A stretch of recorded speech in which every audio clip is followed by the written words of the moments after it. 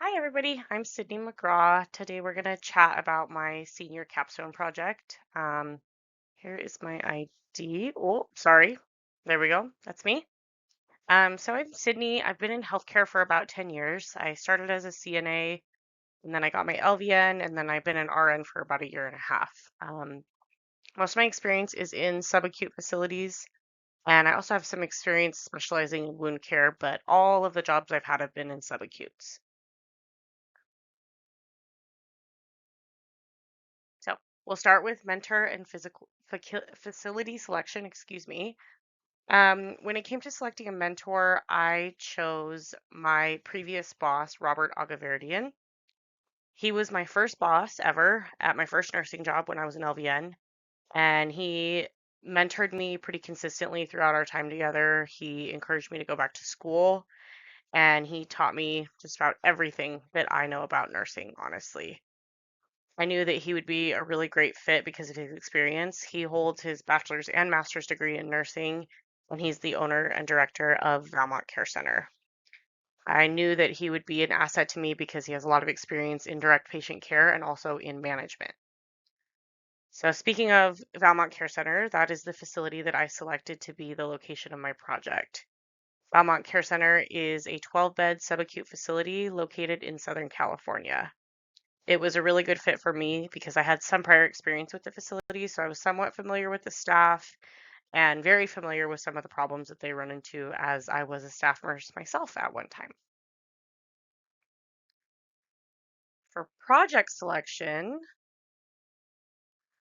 whoops, excuse me, um, we first went over together what the facility needs. So he chatted with me about the fact that they need to strengthen their clinical skills, they need to standardize their procedures, and they need to improve their record keeping. I didn't want to do a lot of paperwork. I didn't want to work with records. I wanted to do something really hands-on with the nurses. So we decided that I was going to focus on strengthening clinical skills. And in order to do this, I was going to focus on in-service training. So subacute facilities typically are supposed to do one in-service training per month for all the staff, and it's clinical related, at least in some way. But this has gone by the wayside a bit in Robert's facility. He is the owner, he is the DON, he's a very busy man, and it often gets pushed to the bottom of his to-do list. So for me to focus on in-service training will ensure that it gets done while I'm there, and then there'll be a plan moving forward to make sure that it continues to be done. We'll talk about the goals of the project. So like I said, we're going to do in-service training. And the goals of the project are going to be to provide Valmont Care Center with an outline for in-service, one topic per month for one full year of training to be outlined. So I intended to provide them a full 12 months. And then our second goal will be to develop and administer the training discussing the care of deteriorating patients and the process of hospital transfer. So in choosing that goal, I'll be selecting the one topic, and that topic will be deteriorating patients and hospital transfer. And then lastly, our goal will be to assess the staff's retention of knowledge, clinical skills, and their confidence surrounding deteriorating patients and hospital transfers. The initial perceived benefits to the organization will be improved clinical competency of their staff, improved records of training and competencies, and a clear path forward for future training for them. And for my personal benefit as a student, I'm going to get practice identifying problems and proposing solutions, strengthen my skill of research and development, especially in educational materials, and improve my teaching skills through the administration of training. I'm not particularly a great teacher. I don't choose to teach often, so I knew that this would be a great challenge for me and I would really grow. And then lastly, I will be able to experience problem solving and scaling projects.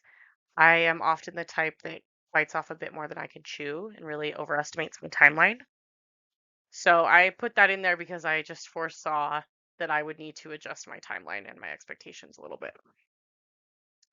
And when it comes to challenges and successes, I did have to scale back a little bit my project.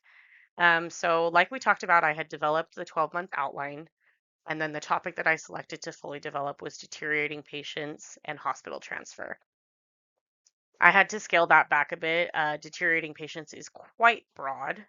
And so we scaled down to respiratory distress and hospital transfer, just to keep it a little bit smaller so I could be very clear and concise and have enough time to really develop an education module that was going to be clear, evidence based, and easy to communicate because in services are supposed to only take about an hour for the staff. An adjustment that I had to make as well, and a challenge, was adjusting to my mentor's teaching style. He's really great. He was very collaborative. We talked often, we discussed often, but I think I'm a little bit more used to more oversight, a little bit more hands-on. And it wasn't quite that way. It was I developed the outline and then checked in with him. And then I picked the topic that I would fully teach and then checked in with him. So that was a little bit different. He was great at leading me in the right direction. He would kind of give me tips to tailor things to subacute facilities and give me tips on how to work with the staff and bring knowledge of course, his own facilities policies and what he wanted incorporated. But that was a bit of an adjustment together that we weren't really doing it as a team. It was more so I was doing it and then he was approving, which was great for my personal growth, to be honest. I did have to scale back. We talked about that. I had some difficulty with the timeline due to scheduling with the staff. So I had originally proposed that I would finish the training much earlier so that I could reassess. And I was able to do those things, but it did get pushed out because my plan was that I would teach the trainings in small groups with the staff. But I had trouble getting participation that way, which I understand. Nobody wants to come in on their day off for a training that is not necessarily required. So I ended up meeting with the staff one on one during their shift, and that was a lot more effective. In doing that, they were really active in participation. They really listened. They really went through it all, actively and gave me feedback and took my feedback. So that was really great. But it did mean that it took a lot longer to complete those trainings because I had to do them one on one. A great success is that the training that was administered was very, very thorough. It covered everything needed within the facility for emergency respiratory emergency and to transfer patients to hospitals, which I know that my mentor had really highlighted he wanted me to talk about because there's been some difficulty and friction with emergency services in getting their patients to the hospitals. And then their success is that there was a very high retention rate among staff. When I reassessed, I got a lot of feedback that people were feeling very confident, and when they demonstrated to me, they were able to really show that they were confident and go through those motions that would be needed in an emergency. So we can evaluate my goals. Firstly, to provide Valmont Care Center with an outline for 12 months of in-service training.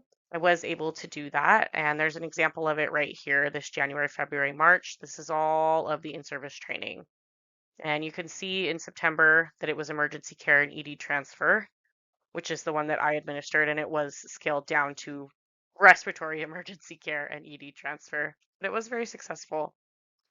2, develop and administer in-service training that discusses the care of deteriorating patients and emergency transfers.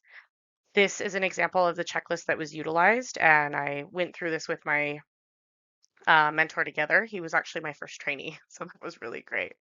So this is everything that we went over within the training, and we did this by, my verbal teaching and then a return demonstration. So it was really effective in making sure that people really got hands-on time with the equipment and the process. Yeah, it was very successful. Lastly, assess the staff's retention of knowledge, clinical skills, and confidence. I was able to do that. Like I said, it was tough to assess everybody, and there was a few people that I didn't get back to reassess just because the timeline had been so tight. But overall, I was able to do that, and I was really pleasantly surprised and pleased that everybody retained the knowledge pretty well. In order to assess, I just went back through with this same checklist and had them teach the in-service to me. So they did a lot of return demonstrations, and everybody did really well with some mild prompting and, a few bits of knowledge missed here and there. But overall, they were very competent, and I received a lot of feedback that they felt better should this situation occur. Do you think there would be a more accurate picture of assessment if more time had been elapsed? And I did recommend to Robert, my mentor, that he periodically check in and assess his staff on this just to make sure that everybody is competent, just because it is essential, if there were to be an emergency. Final benefits to me, I certainly got practice in setting realistic goals and scaling ideas, with kind of rounding back to bringing in the training from emergencies to respiratory emergencies. And then I got a pretty realistic idea of how much staff can be expected to participate and how much it really is on the educator and the manager and the leader of whatever kind of project to make sure that they get staff participation. And often they have to be the ones to make the adjustments with the stuff. I got practice in problem solving and confidence in taking on new projects. I was able to demonstrate time management and flexibility. Flexibility more so than time management, but it was a good learning experience with time management.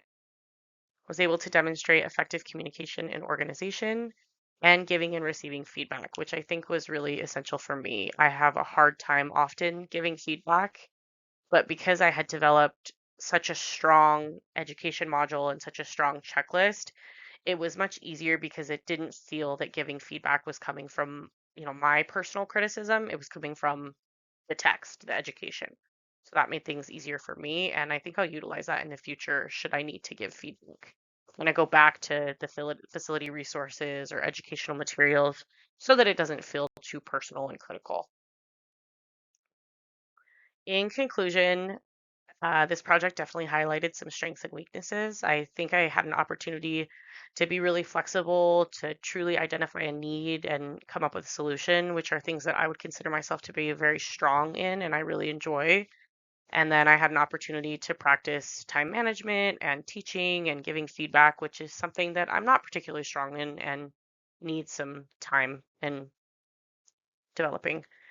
So, though it was imperfect, I do think that it was very beneficial and successful. And something that I was really happy with is that I do feel that the project was needed within the facility. As I was teaching it, I got a lot of feedback from staff that, oh, I didn't know that, or I forgot that. And even though everybody is BLS certified and they should be able to handle these kind of emergencies, and there's not an opportunity for that very much in subacute in real practice because luckily most of the patients are pretty stable.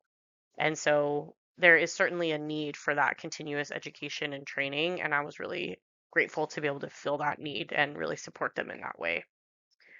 For my future practice, I still don't think that I would take on a teaching role or an educational role in a formal capacity. It's just something I enjoy and I don't feel that I'm particularly strong, but I certainly feel more comfortable taking on education in a more informal capacity, teaching new nurses or orienting nurses and that kind of thing. So I'm certainly interested in doing more of that in the future. Yeah. Thank you for your time. I really appreciate it.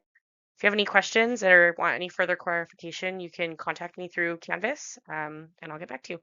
Thank you.